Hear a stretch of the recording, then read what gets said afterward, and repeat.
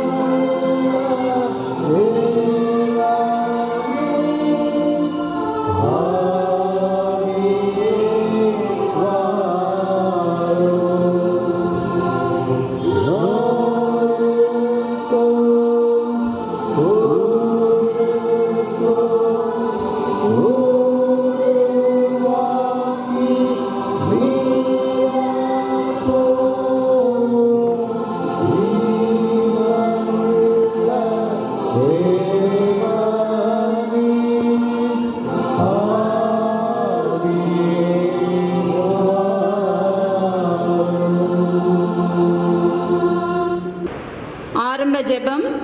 எங்களை அதிகமாக நேசிக்கின்றதான நல்ல தகப்பனே, தர்மையான பரிசுத்தமான ஓய்வு நாளுக்காக நன்றியோடு ஸ்தோத்திரிக்கிற சுவாமி. இன்றைய நாளுமாய் கூட கத்தாவே எங்களுடைய ஞாயிறு ஆசிரியர்களாக ஒன்று கூடி கத்தாவே எங்களுடைய நாமத்தை மகிமைப்படுத்தும்படியா இந்த ஆராதனையில பங்கு பெறும்படியான நீர் கொடுத்த அந்த நேரத்திற்காக சாக்கியத்துக்காக முக்கோடான கூடி நன்றி செலுத்தினோம் சுவாமி. ஒவ்வொரு நாளும் நீர் எங்களை கண்ணின் மணி போல பாதுகாத்து பராமரித்து வழிநடத்தி ஆசீர்வித்து வந்து கொண்டிருக்கிற தயவுக்காக உமக்கு நாங்கள் நன்றி செலுத்தினோம் சுவாமி. இந்த வேலையிலும் கூட கத்தாவே ஆங்காங்கே திருச்சபை மக்கள் கேட்டுக்கொண்டிருக்கிற இந்த ஆராதனையை முற்றிலுமாய் ஆண்டவரை ஆசீர்வாதமாக்கி கொடுக்கும்படியா நம்முடைய கருத்தில் நாங்கள் வைக்கிறோம் சுவாமி. நடத்துகிற ஆசிரியர் ஒவ்வொருவரையும் நம்முடைய கருத்தில் வைக்கிறோம் கத்தாவே. இந்த தொடக்கம் முதல் முடிவு மட்டுமா நம்முடைய பிரசன்னத்தினாலே எங்களை நிரப்பி நீர் பாதுகாத்துக் கொள்ளும்படியா நம்முடைய கருத்தில் நாங்கள் ஒப்பு கொடுத்து ஜெபிக்கிறோம். நீரை பொறுப்படுத்திக் கொள்ளுங்க, வழி நடத்துங்க. துதி கனமை எல்லாவற்றையும் உங்களுக்கே செலுத்துகின்றோம். இயேசுவின் இன்ப நாமத்தில் வேண்டிக் கொள்கிறேன் நல்ல தகப்பனே, ஆமீன். கிறிஸ்துவ பாமாலையில் பாடல் எண் 326 இரட்ச பெருமானே பாரும் என்ற பாடலை நாம் அனைவரும் சேர்ந்து பாடுவோமாக.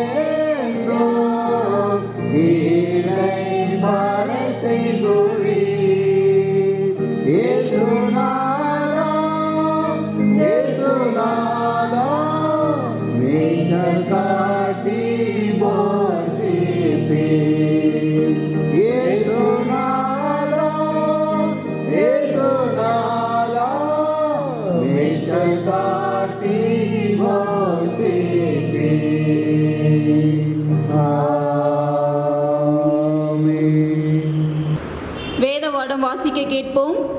இன்றைய நாளுக்காக வாசிக்க தெரிந்து கொள்ளப்பட்ட வேத பாடம் 2 ராஜாக்கள் 5ஆம் அதிகாரம் 1 முதல் 15 வசனங்கள் முடிய. 2 ராஜாக்கள் 5ஆம் அதிகாரம் 1 முதல் 15 வசனங்கள்.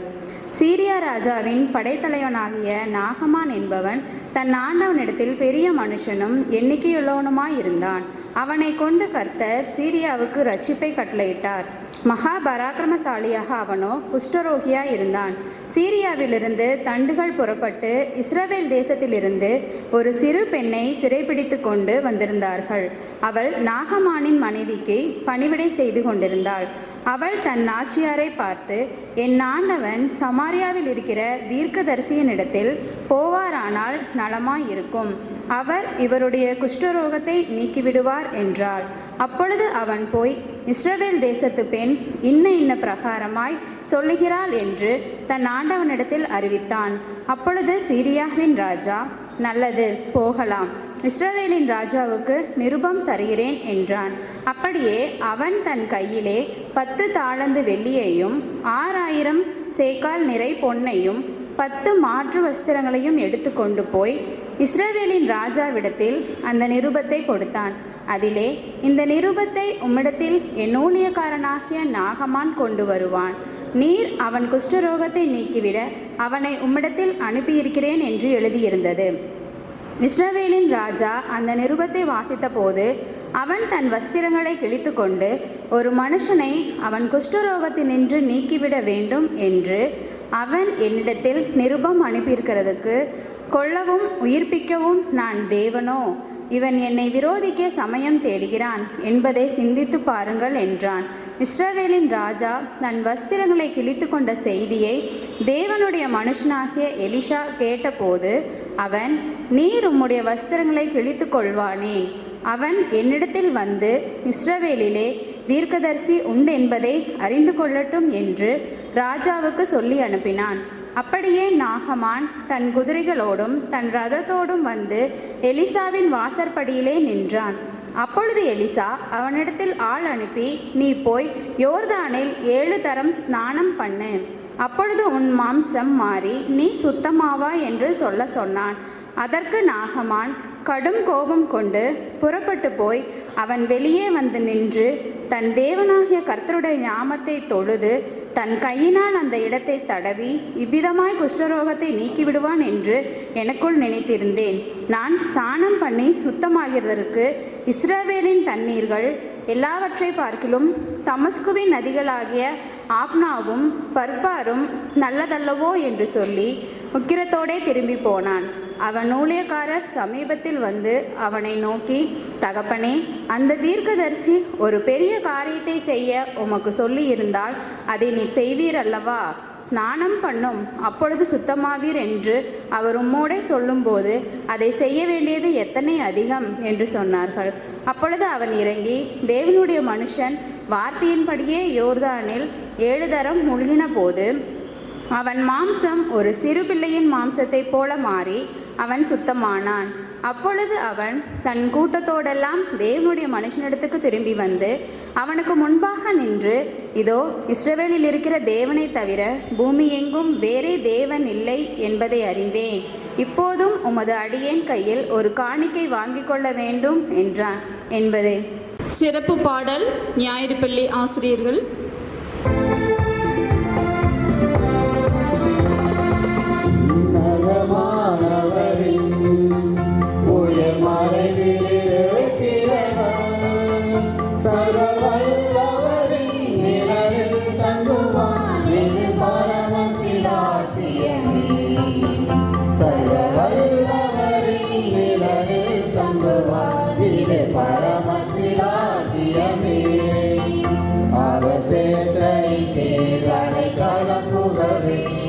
சிறகுகளால் மூடுவார், அவர் சேட்டை கீழடை கலப்புகவே தம் சிறகுகளால் மூடுவார்.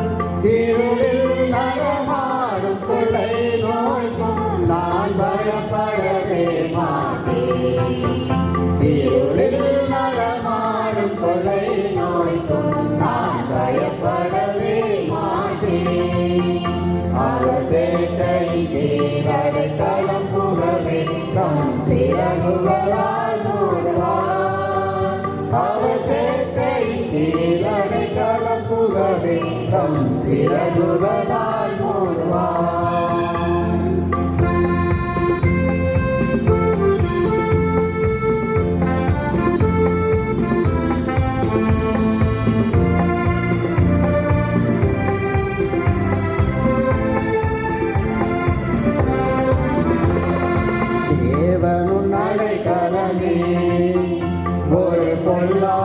உன்னை சேருமோ ஒரு வாதையும் உன் கூடாரத்தை அணுகாமலை காத்திடுவார் ஒரு வாதையும் உன் கூடாரத்தை அணுகாமலை காத்திடுவார் அவர் சேட்டையின் கீழ் அடைக்கலம் புகவே தம் சிறகுகளால் மூடுவார் அவர் சேட்டையின் கீழ் அடைக்கலம் புகவே தம் சிறகுகளால் மூடுவார்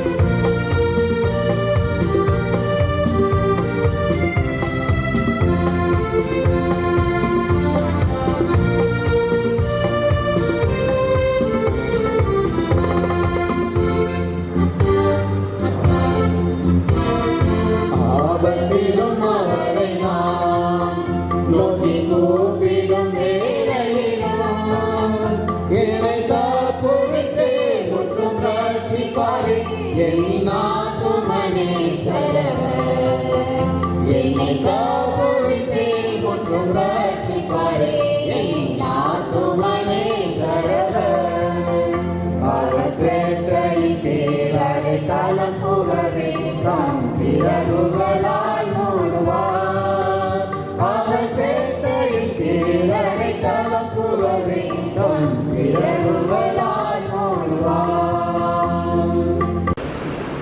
இன்றைய நாளிலும் கடவுளுடைய செய்தியை வழங்கும்படியாக ஞாயிறு பள்ளி ஆசிரியர் மிஸ்டர் ராஜா சில்வர் சார்.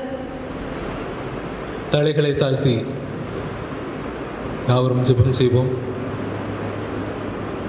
சர்வ வல்லமையுள்ள தகப்பனே, இந்த பரிசுத்த நாளிலே நீர் கொடுத்த இந்த தியான வேளையிலே உம்மை துதிக்கிறோம், உம்மை புகழுகிறோம், உம்மை வணங்குகிறோம் சுவாமி.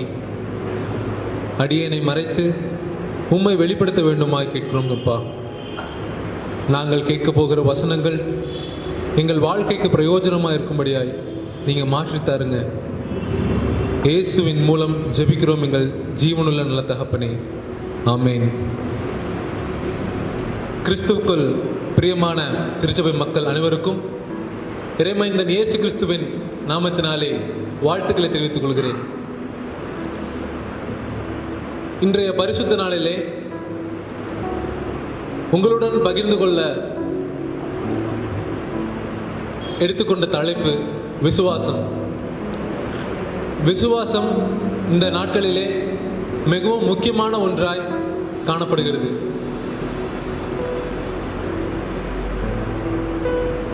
விசுவாசம் உள்ள ஜெபம் என்ன செய்யும் அப்படின்னு பார்த்தாச்சுன்னா, யாக்கோபு 5ஆம் அதிகாரம் வசனம் 15 சொல்லப்பட்டிருக்குது, விசுவாசம் உள்ள ஜெபம் பிணியாளியை ரட்சிக்கும் அப்படின்னு.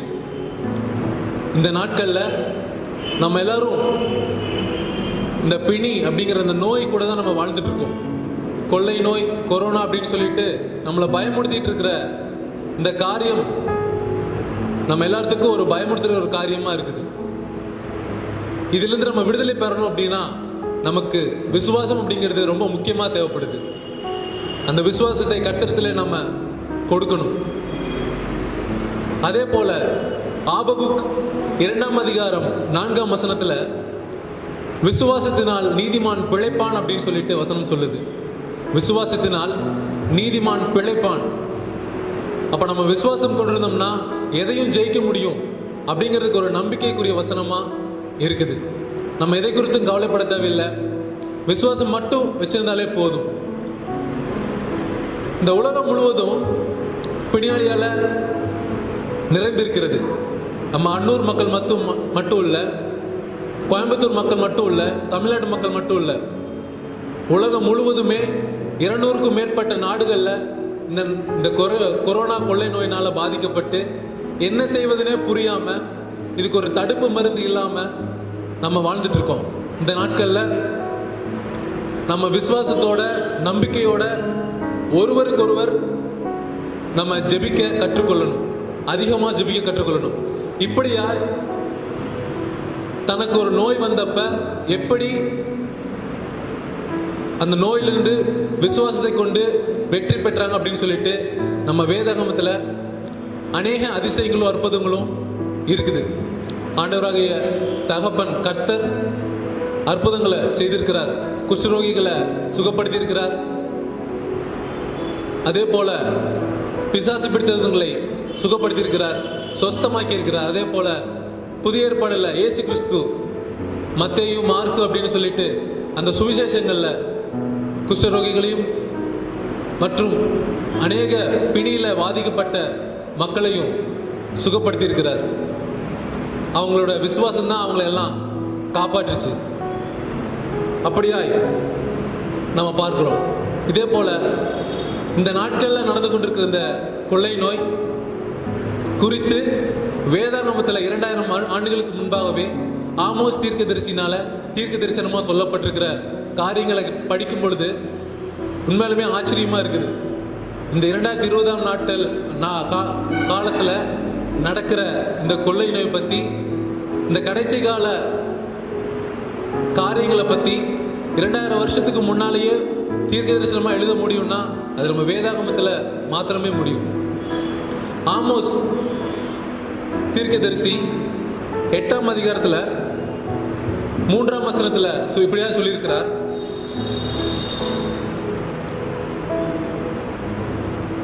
அந்நாளிலே தேவாலய பாட்டுகள் அலறுதலாக மாறும், எல்லா இடத்திலும் திரளான பிரேதங்கள் புலம்பல் இல்லாமல் எரிந்து விடப்படும்.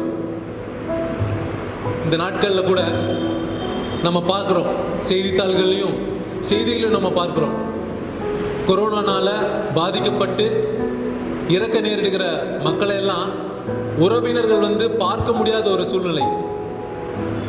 உடலை விட்டு உயிர் போயிடுச்சுன்னா நம்ம பிரேதம் அப்படின்னு சொல்றோம்.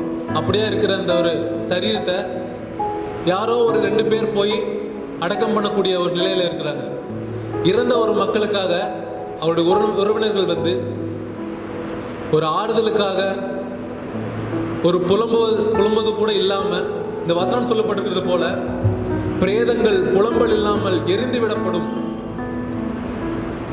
இந்த வசனங்கள் எல்லாம் உண்மையாலுமே இந்த தீர்க்க தரிசனமா இப்ப நடந்து கொண்டு வருது. இந்த கடைசி நாட்கள்ல இப்படியா நடக்கிற இந்த காரியங்களை நம்ம எண்ணி பார்க்கணும், சிந்தித்து பார்க்கணும், விசுவாசத்துக்குள்ளாக உறுதிப்படணும். அதே போல 6ஆம் வசனத்துல நாங்கள் தானியத்தின் பண்டசாலைகளை திறக்கத்தக்கதாக ஓய்வு நாளும் எப்போது முடியும் என்று சொல்லுகிறவர்களே இதை கேளுங்கள். பண்டசாலைகள்னா இப்ப நம்ம வியாபாரம் செய்கிற கடைகள். இந்த கடைகள்ல இருக்கிற தானியங்களை நம்ம எப்படி விற்க முடியும்? ரொம்ப நாளா ஓய்வு நாளா இருக்குது, இந்த ஓய்வு நாள்லாம் எப்போ முடியும் அப்படின்னு சொல்லிட்டு இந்த வசனங்கள் சொல்லுது. இதைத்தான் நம்ம இந்த நாட்கள் லாக்டவுன் அப்படின்னு சொல்லிட்டு நம்ம பார்க்கிறோம். அந்த ஓய்வு நாள் அப்படின்னு சொல்லிட்டு இவ்வளவு தெளிவா தீர்க்க தரிசனமா சொல்லப்பட்டிருக்குதுன்னா, இன்னும் நம்ம விசுவாசத்துல குன்றி இருந்தோம்னா அது நம்மளுக்கு மிகவும் ஆபத்தா போய் முடிந்துவிடும். அப்படியெல்லாம் இல்லாம நம்ம விசுவாசத்துல உறுதிப்படணும். அதே போல 11ஆம் வசனத்துல சொல்லப்பட்டது என்னன்னா, உணவுக்கான பஞ்சம் அல்ல, தண்ணீருக்கான பஞ்சம் அல்ல, கர்த்தருடைய வசனம் கேட்க கிடையாத பஞ்சத்தை அனுப்புவேன் என்று கர்த்தராகிய ஆண்டவர் சொல்லுகிறார். வேத வசனத்தை கேட்க முடியாத பஞ்சத்தில் நம்ம இருக்கிறோம். தேவாலயங்கள் எல்லாம் வெறுமையா இருக்கிறது. இதெல்லாம் நம்ம சிந்தித்து பார்க்கணும், விசுவாசத்துல உறுதிப்படணும். இந்த கடைசி நாட்கள்ல நாம சரி செய்துக்கணும். விசுவாசத்துல எப்படி உறுதிப்படுவது, உறுதிப்பட்டு எப்படி அற்புதம் காணுவது அப்படிங்கிறதுக்கு ஒரு மிகச்சிறந்த எடுத்துக்காட்டா நமக்கு அற்புதங்களும் அதிசயங்களும் வேதத்தில் சொல்லப்பட்டிருக்குது. அப்படியா வாசிக்க கேட்ட வேத பாடம் 2 ராஜாக்கள் 5ஆம் அதிகாரம் 1ஆம் வசனத்தில் பார்க்கும் பொழுது, 2 ராஜாக்கள் 5ஆம் அதிகாரம் 1ஆம் வசனத்துல நம்ம என்ன பார்க்கிறோம்னா, நாகமான் அப்படிங்கிற ஒரு படை தளபதி, அவரை பத்தி மகா பராக்கிரமசாலியாகிய அவன் அப்படின்னு சொல்லப்பட்டிருக்கிறது. படை தளபதி 1000 பேருக்கு மேல அந்த வழிநடத்தி போறவரு, அவருக்கு ஒரு குஷ்டரோகம் அப்படிங்கிற ஒரு நோய் வருது. அது அவருக்கு மிகவும் பாரமா இருக்குது. அந்த நாட்கள்ல இஸ்ரவேல் நாட்டிலிருந்து ஒரு சிறு பெண்ணை அடிமையாக்கி சிரியா நாட்டுக்கு அழைத்து வர்றாங்க. அந்த சிறு பெண் நாகமானுடைய மனைவிக்கு வேலை செய்கிற ஒரு பணியாளா இருக்கிறாங்க. அந்த சிறு பெண் பார்க்குறாங்க, இந்த நாகமான அவங்க மனைவியும் வேதனைப்படுவதை பார்க்குறாங்க. குஷ்டரோகத்தினால அவங்க எவ்வளோ வேதனைப்படுகிறாங்கன்னு சொல்றதெல்லாம் கேட்குறாங்க. அவங்களுக்கு தெரிஞ்ச ஒரே காரியம் தேவனிடத்தில் விசுவாசம் கொள்வது. தேவனிடத்தில் விசுவாசம் கொண்டா எப்பேற்பட்ட நோயா இருந்தாலும் அது குணமடைய முடியும் அப்படின்னு சொல்லிட்டு அவங்க விசுவாசிச்சு அந்த அவங்களுடைய நாச்சியார் அப்படின்னு சொல்லப்படுற நாகமானுடைய மனைவி கிட்ட சொல்றாங்க, இந்த மாதிரி வசனம் 3ல், என் ஆண்டவன் சமாரியாவில் இருக்கிற தீர்க்கதரிசனியிடத்தில் போவாரானால் நலமாயிருக்கும், அவர் இவருடைய குஷ்டரோகத்தை நீக்கி விடுவார் அப்படின்னு சொல்லிட்டு. அப்ப அந்த சின்ன பொண்ணுக்கு எவ்வளவு ஒரு விசுவாசம் இருந்திருக்கணும். எங்க நாட்டில் இருக்கிற எங்க தேவனை வணங்குற தீர்க்கதரிசி ஒருத்தர் இருக்கிறாரு, அவர்கிட்ட போனா எப்பேற்பட்ட நோயா இருந்தாலும் சரியாகும், எப்பேற்பட்ட குஷ்ரோகமா இருந்தாலும் சுத்தமாக முடியும் அப்படின்னு சொல்லிட்டு அந்த சின்ன பொண்ணுக்கு இருக்கிற விசுவாசம் இன்னைக்கு உங்களுக்கும் எனக்கும் வேணும், நம்ம எல்லாத்துக்கும் வேணும். நம்ம அந்த கொள்ளை நோயை பார்த்து நம்ம பயப்பட தேவையில்லை. அந்த மகள் சொல்லுகிற பிரகாரமாகவே அந்த நாகமான் அவரோட அந்த நாட்டு சீரிய நாட்டு ராஜாவிடத்துல போய் பேசுறாங்க. இந்த மாதிரி இந்த சின்ன பொண்ணு அவங்க நாட்டில் இருக்க தீர்க்கதரிசியை பத்தி சொல்லியிருக்கிறாங்க, அவங்க கிட்ட நாங்க போகலான்னு இருக்கோம்னு சொல்லும்போது, சரி நீங்க போங்க, நான் இஸ்ரவேல் நாட்டு ராஜாவுக்கு ஒரு கடிதம் தரேன், நிருபம் தரேன், அதை கொண்டு போங்கன்னு சொல்லிட்டு அங்க போய் பார்க்கும் பொழுது அந்த கடிதத்துல என்ன எழுதப்பட்டிருக்குதுன்னா, வசனம் 6ல் சொல்லப்பட்டிருக்குது, என் ஊழியக்காரனாகிய நாகமான் கொண்டு வரும் இந்த நிருபத்தை உம்மிடத்தில் என் ஊழியக்காரனாகிய நாகமான் கொண்டு வருவான், நீர் அவன் குஷ்டரோகத்தை நீக்கிவிட அவனை உம்மிடத்தில் அனுப்பி இருக்கிறேன் அப்படின்னு சொல்லிட்டு. இந்த நிருபத்தில் இருக்கிற வார்த்தைகளை படிக்கும் பொழுது இஸ்ரவேலுடைய ராஜா தன்னுடைய வஸ்திரங்களை எல்லாம் கிழித்துக்கிறார். நான் என்ன கடவுளா, நான் என்ன தேவனா, நான் எப்படி ஒரு குஷ்டரோக நோயை நான் சரி செய்ய முடியும், இது சீரியா நாட்டு ராஜா என் மீது போர் செய்வதற்கான ஒரு சூழ்ச்சி தான் அப்படின்னு சொல்லிட்டு தன்னுடைய வஸ்திரங்களை எல்லாம் களைத்து கிழித்து கொண்டுகிறார். இந்த செய்தி இஸ்ரவேல் நாட்டு தீர்க்கதரிசி எலிசாவிட போய் சேர்கிறது. ராஜா நீங்க ஒன்றும் கவலைப்படாதீங்க, என்னிடம் இந்த நாகமானை அழைத்து வாங்க அப்படின்னு சொல்லிட்டு சொல்றாங்க. நாகமான் போகிறாரு, விசுவாசத்தோட போகிறாரு. அவர் நினைச்சிட்டே போறாரு, இந்த மாதிரி இந்த தீர்க்கதரிசி அவருடைய தேவனை தொழுது கொண்டு ஒரு எண்ணெய் எடுத்து என்னுடைய இந்த குஷ்டரோகத்திலெல்லாம் அவர் கையால தொட்டு என் கைகளெல்லாம் தொட்டு அதை சுகப்படுத்த போகிறார் அப்படின்னு சொல்லிட்டு நினைத்துட்டு போகிறாரு. ஆனா அங்க நடந்தது அவரை ஆட்சிப்படுத்தும் விதமாக இருந்தது. எப்படி நாகமான் அவருடைய வேலைகளை அனுப்பி அங்க இருக்கிற யோர்தான் நதியில 7 முறை ஸ்நானம் பண்ண சொல்லுங்க அப்படின்னு சொல்றாரு. இந்த நாகமான் அவர்களுக்கு கடும் கோபம் கொண்டு அவர் அந்த இடத்தை விட்டு புறப்பட்டு போகிறாரு. அந்த நேரத்தில் யார் தான் அந்த மாதிரி யோசிக்க மாட்டாங்க. நம்ம சரீரத்தை தொடக்கூட இல்லாம எப்படி நமக்கு சுகம் கிடைக்கும்னு சொல்லிட்டு அந்த நாகமான் யோசிக்கிறாரு. அந்த வேலையால் நாகமானுடைய வேலையால் ஒருத்தர் சொல்றாரு, ஒருவேளை கடினமான ஒரு காரியத்தை அவர் செய்ய சொல்லியிருந்தா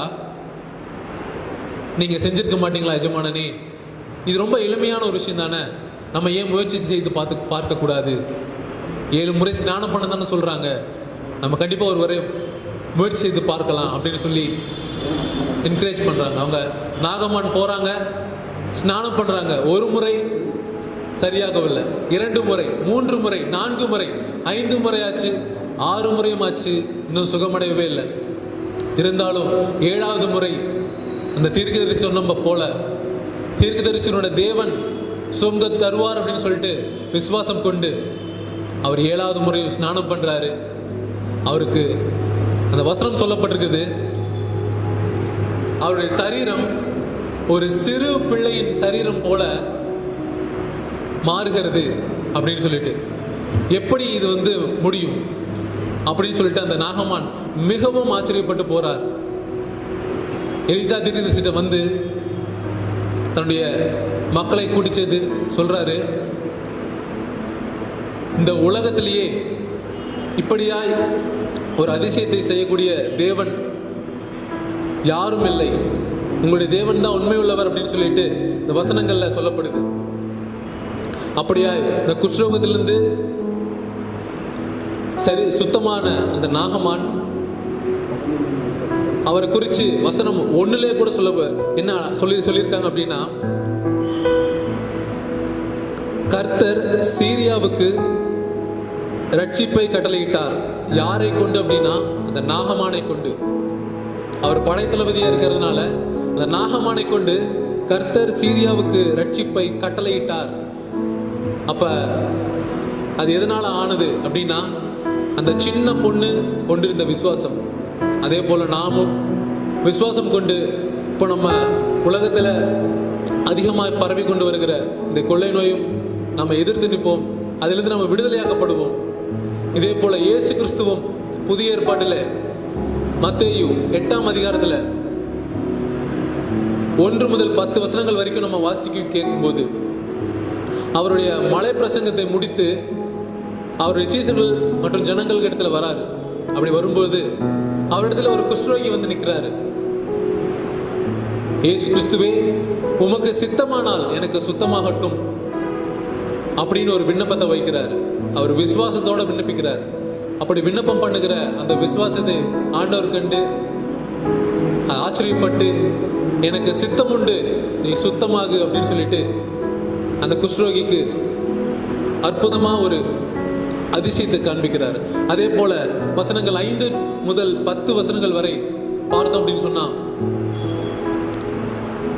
100க்கு அதிபதி ஒருத்தர் தன்னுடைய வேலைக்காரன் ஒருத்தருக்கு திமிர்வாதம் பிடித்திருக்கிறத பார்த்து இயேசுவினிடத்துல ஓடி வந்து, அது தனக்காக இல்ல, 100க்கு அதிபதிக்காக இல்ல, தன்னுடைய வேலையாட்களுக்காக ஓடி வந்து இயேசு கிறிஸ்துவிடத்துல, இயேசுவே, நீங்க ஒரு விசையாய் என்னுடைய வேலைக்காரனை சுத்தமாக்க வேண்டும் அப்படின்னு சொல்லி கேட்கிறாரு. அப்படி கேட்கும்போது, நீ போ, நான் உன் வீட்டுக்கு வருகிறேன்னு சொல்லுகிறார் இயேசு கிறிஸ்து. இல்லை ஆண்டவரே, நான் பாவியாகிய மனுஷன், என்னுடைய வீட்டிற்கு வர நான் பாத்திரம் அல்ல, அவன் சுத்தமாகட்டும் அப்படின்னு நீங்க சொல்லுங்க, உங்களுடைய வார்த்தையினாலே என் வேலைக்காரன் சுத்தமாவான் அப்படின்னு சொல்லிட்டு அவர் விண்ணப்பத்தை வைக்கிறார். அதற்கு இயேசு கிறிஸ்து ஆச்சரியப்பட்டு 10ஆம் வசனத்துல சொல்லுகிறார், இயேசு இதை கேட்டு ஆச்சரியப்பட்டு தமக்கு பின் செல்லுகிறவர்களை நோக்கி, இஸ்ரவேலருக்குள்ளும் நான் இப்படிப்பட்ட விசுவாசத்தை காணவில்லை என்று மெய்யாகவே உங்களுக்கு சொல்லுகிறேன் அப்படின்னு இயேசு கிறிஸ்து சொல்லுகிறார்.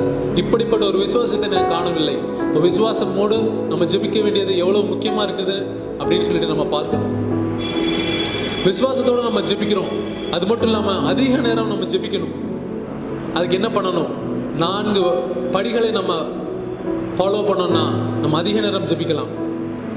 ஒரு எடுத்துக்காட்டா 1 மணி நேரம் நம்ம ஜெபிக்கணும் அப்படின்னா முதல் 15 நிமிஷத்தை நம்ம ஆண்டவரை இயேசு கிறிஸ்துவை துதிச்சு நம்ம ஜெபிக்க பழகணும். இயேசு கிறிஸ்துவை துதிக்கிறதுக்கு எத்தனையோ காரியங்கள் இருக்குது. அவர் செய்த அற்புதங்கள், அவருடைய நாமங்கள். ஏசாயா 9:6 சொல்லப்பட்டது போல அவர் அதிசயமானவர், ஆலோசனை கர்த்தா, நித்திய பிதா, வல்லமையுள்ள தேவன் மற்றும் சமாதான பிரபு அப்படின்னு சொல்லப்பட்டிருக்கிறது. இப்படி அவருடைய நாமங்களை சொல்லி 1000 ஸ்தோத்திர பலிகள் சொல்லிட்டு இருக்கிற அந்த காரியத்தை கூட நம்ம எடுத்துக்கலாம். அப்படி 15 நிமிஷம் நம்ம துதிக்கிறதுக்கு செலவிடணும். இரண்டாவதாக, இந்த உலகத்தில் இருக்கிற ஒருவருமே முழுமையுமா பரிசுத்தமானவர் இல்லை. இயேசு கிறிஸ்துவை தவிர பரிசுத்தமுள்ளவர்கள் யாருமே இல்லைன்னு வசனமே சொல்லுது. அப்படி இருக்கும் பொழுது நம்ம செய்த பாவங்களை உணர்ந்து அவைகளை அறிக்கையிட்டு, அவைகளை மறைக்காமல் அறிக்கையிட்டு இயேசுவிடத்துல நம்ம ஜெபிக்கணும். 15 நிமிடத்தை நம்ம அறிக்கையிடுதலுக்கு செலவிடணும். ஆண்டவரே, நான் செய்த பாவங்களை எண்ணி பார்க்கிறேன் அப்படின்னு சொல்லிட்டு நம்ம அறிக்கையிடுதலுக்கு செலவிடணும். மூன்றாவதாக, நம்ம அறிக்கையிடுகிற பாவங்களை இயேசு கிறிஸ்து மன்னிக்கிறதற்கு தயவு பெருத்தவராக இருக்கிறான்னு சொல்லிட்டு வசனம் சொல்லுது. அப்படியாய் நம்முடைய பாவங்களை மன்னிக்கிற இயேசு கிறிஸ்து, அவருக்கு நம்ம நன்றி சொல்ல கடமைப்பட்டவர்களா இருக்கணும். நம்ம மறக்காதவர்களா இருக்கணும். அது மட்டும் இல்ல, நம்மளுக்காக சொல்லிட்டு தனிப்பட்ட ஜபத்துல மட்டும் நம்ம ஈடுபடாம பிறருக்காகவும் நம்ம மன்றாடணும். 4வது 15 நிமிஷத்தை நம்ம பிறருக்காக மன்றாட நம்மை நாமளே ஒப்பு கொடுக்கணும். அப்படி ஒப்பு கொடுக்கும் பொழுது நம்ம 1 மணி நேரம் ஜெபத்தை நம்ம ஏறெடுக்கலாம். இயேசு கிறிஸ்தவத்தில் அதே போல 1 மணி நேரம்ங்கிறது 2 மணி நேரமாகும், 2 மணி நேரங்கிறது 3 மணி நேரமாகும். நம்ம அதிகரித்து கொண்டே போகணும். இந்த நாட்களில் கூட, இந்த ஓய்வு நாட்களையும் அதிகமாய் விசுவாசத்தோட ஜெபித்து ஆண்டவருக்குள்ளாக செல்வோமாக. யாவரும் தலைகளை தாழ்த்தி ஜெபம் செய்வோம். அன்புள்ள ஆண்டவரே, இன்று எங்களுக்கு தியானிக்க கொடுத்த வேத வசனங்களுக்காகவும் விசுவாசத்தை பற்றிய முக்கியத்துவத்திற்காகவும் உமக்கு நன்றி செலுத்துகிறோம். நாங்கள் கற்றுக்கொண்ட இந்த காரியங்களை எங்கள் வாழ்வில் நாங்கள் பிரயோஜனப்படுத்திக் கொள்ள எங்கள் வாழ்க்கையை நீங்கள் மாற்ற வேண்டுமாய் கேட்டுக்கொள்கிறோம். எங்களை ஆட்கொண்டு உம்முடைய விசுவாசத்திலே எங்களை உறுதிப்படுத்தும், நடத்தும். ஆமென். அறிவிப்புகள். திருச்சபை மக்கள் அனைவருக்கும் ஆண்டவராகிய இயேசு கிறிஸ்துவின் இனிய நாமத்தினாலே அன்பின் வாழ்த்துக்களை தெரிவித்துக் கொள்கிறோம். இன்றைய நாளிலேயும் கூட இவ்வாராதனையிலே கலந்து கொண்டு பங்கேற்கும்படியாக வாய்ப்பளித்த திருச்சபையின் ஆயர் தலைவர், செயலர், பொருளர், போதக சேகர் குழு உறுப்பினர்கள் அனைவரின் சார்பாகவும் நன்றியை தெரிவித்துக் கொள்கிறோம். இந்த ஆராதனையிலே பங்கேற்று மிகச்சிறப்பாக நடத்திய ஞாயிறு பள்ளி ஆசிரியர்கள் அனைவருக்கும் ஆயர் தலைவர், செயலர், பொருளர், போதக சேகர் குழு உறுப்பினர் சார்பாக நன்றியை தெரிவித்துக் கொள்கிறோம். நமது ஆலய பணியாளர் அவர்கள் உங்களது இல்லங்களிலே வரும்பொழுது மாதம் செலுத்தி கொண்டிருக்கும் சந்தா காணிக்கைகளையும் பெண்களுக்கு சங்க சந்தா காணிக்கைகளையும் தவறாது அவர்களிடம் கொடுக்க பட்சமாய் கேட்டுக்கொள்கிறோம். மேலும் நமது கோவை திருமண்டலத்தின் சார்பாக ஞாயிறு பள்ளி வகுப்புகள் யூடியூப் மூலமாக ஞாயிறு தோறும் காலை 11 மணி முதல் 12 மணி வரை வகுப்புகள் நடைபெற்று கொண்டு இருக்கிறது.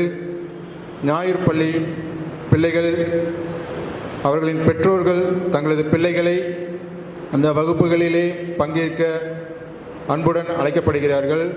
ஏற்கனவே பங்கு பெற்ற பிள்ளைகளுக்கு நன்றிகளையும் வாழ்த்துகளையும் தெரிவித்துக் கொள்கிறோம்.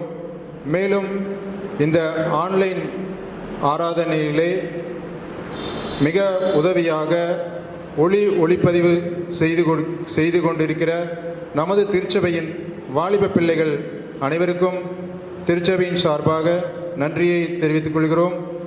இந்த ஆராதனையை திருச்சபை மக்கள் கண்டுகளித்து இந்த ஆராதனை பயனுள்ளதாக இருக்க ஆண்டவனை பிரார்த்திக்கும்படி கேட்டுக்கொள்கிறோம். நன்றி. முடிவு ஜெபம். ஜெபம்.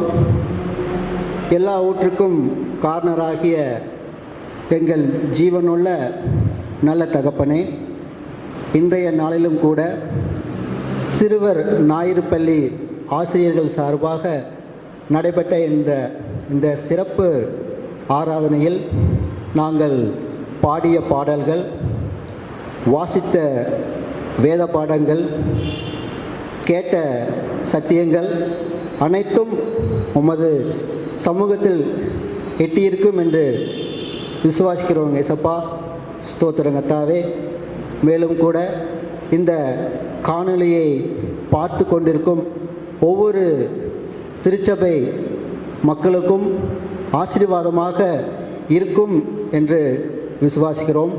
மேலும் இந்த கொரோனா என்ற இந்த கொள்ளை நோயின் மூலம் ஆலயங்கள் திறக்க முடியாமல் இருக்கிற சூழ்நிலை உள்ளது. ஏசப்பா, ஸ்தோத்திரங்கத்தாவே. எவ்வளவு சீக்கிரத்தில் இந்த தேவாலயங்களை திறந்து சபை மக்களாக இணைந்து உம்மை துதிக்க நீரே கிருபை செய்வீர் என்ற விசுவாசத்தோடு காத்து கொண்டிருக்கிறோம் ஏசப்பா. மேலும் இந்த கொரோனா என்ற கொள்ளை நோயின் மூலம் எங்கள் ஒவ்வொருவரையும் கண்ணின் மணி போல பாதுகாத்து வழிநடத்தி கொண்டிருக்கிறீர். இனிமேலும் வழிநடத்துவீர் என்ற விசுவாசத்தோடு காத்து கொண்டிருக்கிறோம் ஏசப்பா. கர்த்தர் தாமே சிறுவர்கள், வாலிபர்கள், முதியவர்கள், சபை மக்கள் ஒவ்வொருவரையும் குடும்பமாக பேர் பேராக ஆசீர்வதிப்பீராக. ஆமேன். பரமண்டலங்களின் பிதாவே, உம்முடைய நாமம் பரிசுப்படுவதாக, உம்முடைய ராஜ்யம் வருவதாக, உம்முடைய சித்தம் பரமநிலை செய்யப்பட பூமியில் செய்யப்படுவதாக. அண்ணனுள்ள எங்களுக்கு தாரும், எங்களுக்கு விரோதமாக குற்றம் செய்யும் மன்னிக்கல் போல எங்கள் குற்றங்களை மன்னியும். எங்களை சோதனை பிரவேசிக்காமல் தீமை ரசிக்கொள்ளும். ராஜ்யம் வல்லமை மகிமை என்னென்றைக்கு உம்முள்ளது. ஆமீன். என் ஆத்துமாவே கர்த்தரை ஸ்தோத்திரி, என் முழுவலுமே பரிசுத்த நாமத்தை ஸ்தோத்திரி. என் ஆத்துமாவே கர்த்தரை ஸ்தோத்திரி, கர்த்தர் செய்த சகல உபகாரங்களும் மறவாதே. ஆமீன்.